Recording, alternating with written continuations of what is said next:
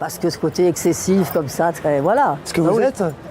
Non, mais des moments comme ça, sans doute pas de... À 82 ans, Catherine Deneuve demeure l'incarnation même de l'élégance française. Son visage à la fois mystérieux et lumineux continue de traverser les décennies comme une silhouette intemporelle. Elle est cette femme que l'on croyait de marbre distante, presque inatteignable, et pourtant, derrière le masque de Belle de Jour, bat le cœur sensible d'une artiste profondément humaine. Tout au long de sa carrière, Deneuve a cultivé l'art du silence et de la retenue. Mais il arrive qu'au crépuscule d'une vie, les souvenirs s'ouvrent comme un livre révélant enfin les pages secrètes. Car si Catherine Deneuve a été admirée par le monde entier, elle-même n'a jamais cessé d'admirer. Derrière son regard de sphinx, il y a des noms, des visages, des présences qui l'ont accompagnée comme des phares dans la nuit. Ces artistes, elle les a rencontrés sur les plateaux dans les salles obscures, ou parfois seulement dans l'intimité de son imaginaire. Ce sont eux qui ont forgé sa sensibilité, nourri son exigence et rappelé à la jeune femme de Cherbourg qu'aucun chemin artistique ne se parcourt seul. Alors qui sont-ils? Quels créateurs ont marqué à jamais le destin de Catherine Deneuve, cette icône qui semblait n'appartenir qu'à elle-même? Derrière ses yeux clairs se dessine une galerie secrète, un réalisateur au regard poétique, un maître de la transgression, une grande dame aux accents de liberté, un partenaire fidèle, un géant à la voix chaude et enfin, un conteur visionnaire. Aujourd'hui, nous allons lever le voile. À 82 ans, Catherine Deneuve révélait les 6 artistes qu'elle admirait le plus. Et chacun de ces noms est une clé pour comprendre le mystère d'une femme devenue légende. Lorsque Catherine Deneuve évoque Jacques Demy, c'est d'abord une émotion pure qui affleure. Car sans lui, sans ce cinéaste venu de Nantes, le destin de la jeune fille encore inconnue aurait peut-être pris une autre direction. En 1964, Demy l'appelle pour les parapluies de Cherbourg.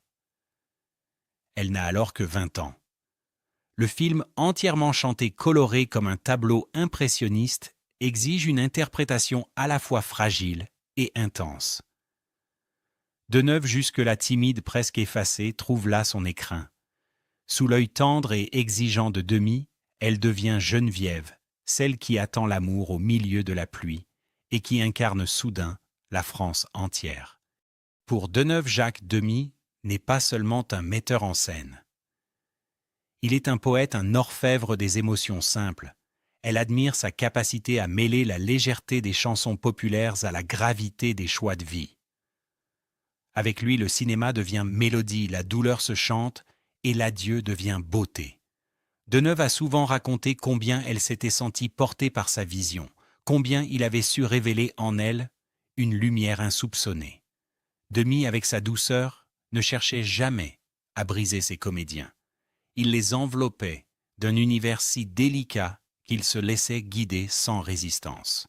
Après les parapluies de Cherbourg, il y aura Les Demoiselles de Rochefort en 1967, où Deneuve, aux côtés de sa sœur Françoise d'Orléac, danse et chante sous les toits pastels d'une petite ville de province.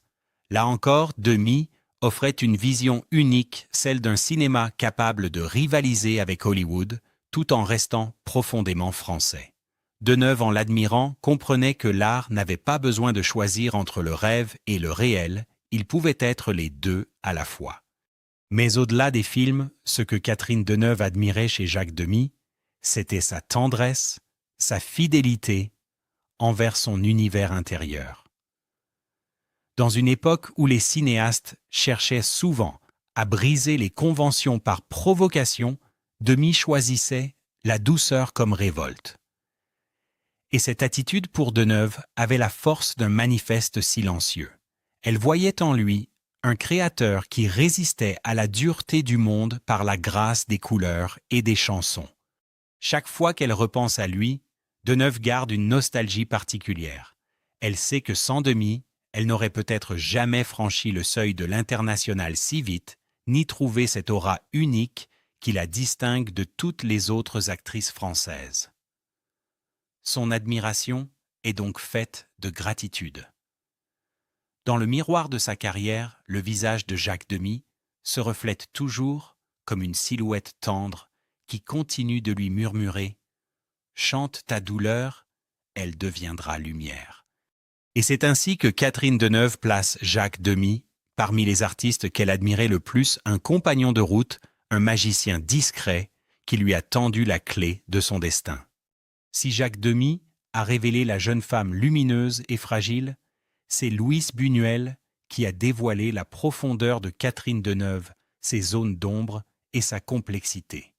Lorsque le maître espagnol l'a choisie pour Belle de jour, en 1967, le monde découvre une Deneuve différente, énigmatique, troublante, presque insaisissable.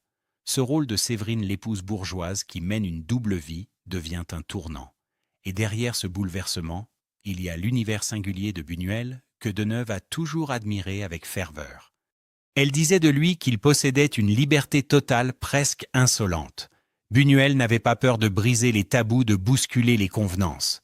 Là où d'autres cinéastes se perdaient dans les compromis, lui avançait avec une rigueur implacable portée par un humour surréaliste et une vision crue de l'humanité. Deneuve, qui pouvait sembler distante, trouvait en Buñuel un miroir inattendu. Il la poussait à explorer ce qu'elle cachait, derrière ses regards froids, ses silences prolongés. Sous sa direction, elle apprenait que la retenue pouvait être plus éloquente que 1000 gestes. Le respect qu'elle éprouvait pour lui venait aussi de son intégrité artistique. Buñuel ne cherchait jamais à séduire. Ses films dérangeaient autant qu'ils fascinaient. Deneuve admirait cette audace, cette manière de transformer le malaise en art. Pour une actrice habituée à préserver son image, jouer pour Buñuel signifiait accepter d'être fissurée à l'écran, de ne pas être aimable, mais d'être vraie. Le tournage de Belle de jour fut exigeant. Buñuel, avec son calme implacable, n'expliquait pas toujours ses intentions. Il laissait les images parler, les situations se déployer. Et c'est précisément cette énigme qui séduisait Deneuve. Elle se souvenait de son regard attentif, presque scientifique, qui semblait sonder les âmes. Elle admirait son intelligence, sa culture immense, sa capacité à créer du sens là où l'on ne voyait que provocation. Après Belle de jour, ils collaboreront de nouveau notamment pour Tristana en 1970. À chaque fois, Buñuel offrait à Deneuve un terrain de jeu où elle pouvait se réinventer. Elle admirait ce défi permanent, cette invitation à dépasser l'image figée de l'icône pour atteindre quelque chose de plus brut, de plus universel. Pour Catherine Deneuve, Louis Buñuel représentait la quintessence de l'artiste intransigeant. Elle voyait en lui une figure presque paternelle, mais aussi un agitateur, un homme qui n'avait peur de rien ni de personne. L'admiration qu'elle lui portait tenait dans cette certitude: sans lui, elle n'aurait jamais osé franchir certaines frontières ni découvrir la puissance silencieuse qu'elle portait en elle. Ainsi, en parlant de Buñuel, Deneuve rend hommage à un maître qui l'a transformé. Il a ouvert les portes de l'inconscient, il a sculpté en elle l'image d'une actrice capable de faire vibrer les mystères les plus enfouis. Pour elle, Buñuel reste un phare, un guide qui lui a montré que le cinéma pouvait être une arme autant qu'un rêve. Lorsqu'elle prononce le nom d'Yves Montand, Catherine Deneuve ne cache pas un profond respect, teinté d'admiration. Montand n'était pas seulement un acteur, il était une voix, une présence, une silhouette qui traversait l'histoire française comme une ombre familière. Pour Deneuve, il incarnait ce mélange rare de charisme populaire et de raffinement artistique. Chanteur adulé, comédien intense, homme engagé. Montand avait ce don d'appartenir à tout le monde tout en restant unique. Leur rencontre sur les plateaux fut marquée par une évidence. Deneuve reconnaissait en lui une intensité qui la stimulait. Montand avait ce regard franc, parfois sévère, mais toujours porté par une chaleur humaine qui désarmait. Pour une actrice réputée distante, partager l'écran avec lui revenait à se confronter à un feu intérieur. Et c'est justement ce qu'elle admirait, la sincérité brûlante de Montand, son refus du superficiel, sa manière de toujours aller au fond des choses. Montand représentait aussi pour elle une mémoire vivante. Il avait côtoyé les géants Édith Piaf, Simone, Signoret Costa Gavras, Jean-Luc Godard. À travers lui, Deneuve voyait défiler une partie de l'histoire culturelle française du XXe siècle. Elle admirait cette capacité à se réinventer, à passer de la chanson populaire au film politique de la comédie musicale, à des rôles sombres. Il ne craignait pas de brouiller les frontières, et cette liberté artistique résonnait profondément avec la quête de Deneuve elle-même. Ce qu'elle retenait surtout, c'était son intégrité. Montand n'acceptait pas les compromis faciles. Il préférait la vérité rugueuse au sourire de façade. Et sur scène comme à l'écran, il possédait cette force magnétique, un simple geste suffisait à capter l'attention. Deneuve, qui avait bâti sa carrière sur la retenue, voyait en lui le contrepoint idéal, une énergie directe, chaleureuse, presque solaire. Leur complicité artistique s'enracinait dans cette complémentarité. Elle admirait chez lui cette faculté d'être profondément humain, d'apporter une dimension de sincérité à chaque projet. Dans ses souvenirs, Montand restait une figure rassurante comme une étoile fixe dans un ciel parfois mouvant.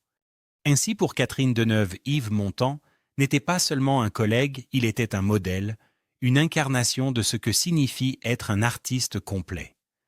Elle admirait son courage, son parcours, sa voix qui vibrait comme une mémoire collective. Et dans la galerie intime de ses influences, Montand occupe une place de choix, celle d'un frère d'âme, dont le feu continue d'éclairer ses propres pas. Parler de Jeanne Moreau pour Catherine Deneuve, c'est évoquer une fascination presque intime. Moreau, avec sa voix grave, ses yeux emplis de mystère, et son aura de femme libre, représentait tout ce que le cinéma français pouvait offrir de plus audacieux. Elle était cette grande dame qui n'avait peur de rien, ni des rôles, ni des jugements, ni des conventions. Pour Deneuve, encore jeune actrice, lorsqu'elle découvrit la trajectoire de Moreau, elle apparaissait comme un phare, celui d'une femme qui s'affirme par son art et par son indépendance. Leur relation ne fut pas seulement professionnelle, elle fut également une rencontre d'âme. Deneuve admirait chez Moreau cette intensité tranquille, ce mélange de sensualité et de profondeur intellectuelle. Là où elle-même cultivait le mystère et la réserve, Moreau affichait une liberté désarmante, un refus de se laisser enfermer dans une image unique. Elle passait d'un film de la nouvelle vague à un drame théâtral avec la même aisance, et cette fluidité fascinait Deneuve. En la côtoyant, elle mesurait la puissance d'une actrice capable de transformer chaque silence en réplique et chaque regard en dialogue. Deneuve voyait en elle une magicienne des nuances, une femme qui avait fait de sa vie une extension de son art. Et c'est précisément ce qu'elle admirait, cette cohérence entre l'être et le paraître, cette continuité entre Jeanne Moreau à l'écran et Jeanne Moreau dans la vie. Le respect de Deneuve pour Moreau se nourrissait aussi d'une reconnaissance générationnelle. Moreau avait ouvert des portes que peu de femmes osaient franchir à l'époque, celle de l'autonomie, de la puissance créative, de la parole franche. Elle prouvait qu'une actrice pouvait être bien plus qu'un visage, une conscience, une voix, une présence, qui marque les esprits.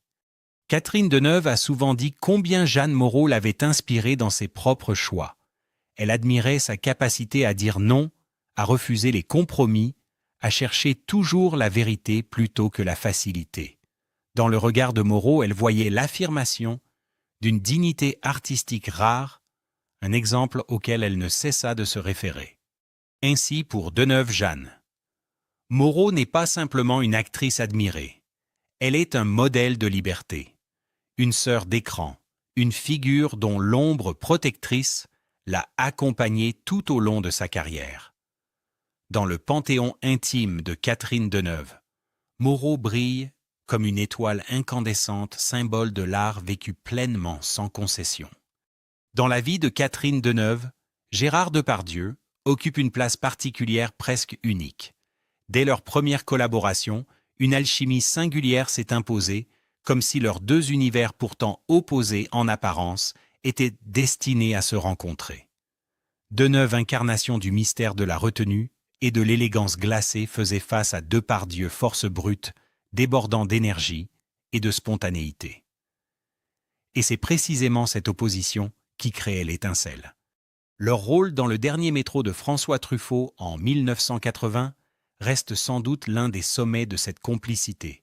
Elle fragile et courageuse dans la peau de Marion Steiner, lui résistant caché dans les coulisses d'un théâtre sous l'occupation.